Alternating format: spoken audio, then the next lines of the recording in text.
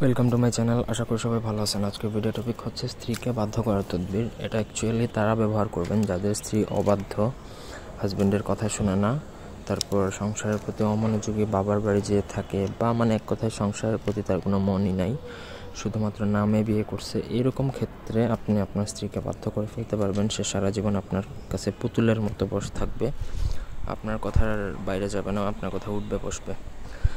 তো এরকম ক্ষেত্রে আপনি চাইলে আপনার স্ত্রীকে বাধ্য করতে পারেন বা স্ত্রী বশ করতে পারেন, এটা জায়েজ। তো প্রথম থেকে শেষ পর্যন্ত ভিডিওটা দেখুন। আমার চ্যানেলটা অবশ্যই সাবস্ক্রাইব করবেন, লাইক কমেন্ট শেয়ার করবেন। আপনারা যদি আমাদেরকে দিয়ে কোনো ব্যক্তিগত কাজ বা তদবির করাতে চান, সেক্ষেত্রে স্ক্রিনে দেওয়া নাম্বারে সরাসরি ফোনে বা হোয়াটসঅ্যাপে যোগাযোগ করে যে কোনো কাজ করাতে পারবেন, দেশে অথবা দেশের বাইরে থেকে। তো স্ক্রিনে দেওয়া যে নকশাটা, সেই নকশাটা আমি সুলেমানি বই থেকে দিয়েছি। আশা করি কারো কোনো কনফিউশন নেই, আমি যার জন্য স্ক্রিনে তুলে ধরলাম। তো নকশাটা আপনাকে লিখতে হবে ডিমের উপর লিখে আপনি প্রথম ফালানে আপনার নাম, দ্বিতীয় ফালানে আপনার বাবার নাম, তৃতীয় ফালানে স্ত্রীর নাম, চতুর্থ ফালানে স্ত্রীর মায়ের নাম।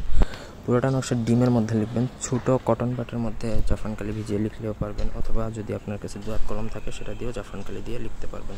অন্য কোনোভাবে লেখা যাবে না, কারণ ডিমটা ছোটো থাকে, সেটা মুরগির ডিম হতে হবে।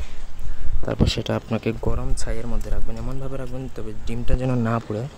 সাধারণত কয়লা বা এই যে মাটির চুলাতে ছাই হয়, সেই ছাইয়ের মধ্যে রাখবেন, গরম ছাইয়ে। এরকম 1 দিন 2 দিন 3 দিন সর্বোচ্চ 7 দিন পর্যন্ত করতে পারেন, অথবা 1 দিন করলেও হবে, 3 দিন করলেও হবে, তবে চেষ্টা করবেন বেশি করার।